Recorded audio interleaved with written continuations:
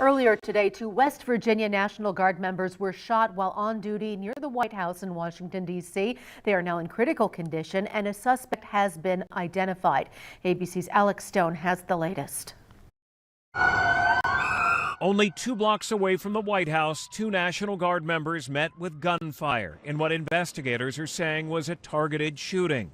It appears, like I said, to be a lone gunman that raised a firearm and ambushed these members of the National Guard. While a motive is not yet clear, sources tell ABC News the FBI is currently investigating the shooting as a potential act of international terrorism, suggesting authorities are trying to determine if it was inspired by an international terrorist organization.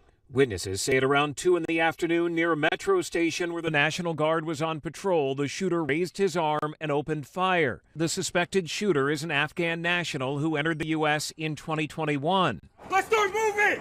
The glass in a nearby bus shelter shattered. ABC News cameraman Chris Plater telling our ABC's Jay O'Brien he heard the gunfire and went toward it to get images like these. One National Guard was lying on his side. They were rendering aid to him.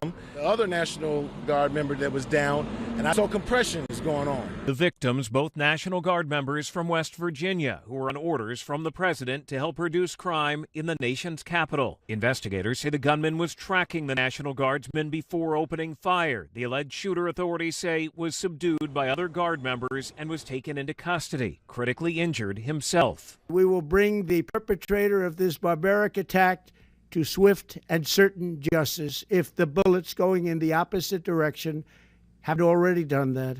In the wake of the shooting, President Trump is ordering the Pentagon to send an additional 500 National Guard troops to Washington. Trump saying on social media the man who opened fire will, quote, pay a very steep price. Alex Stone, ABC News, Los Angeles.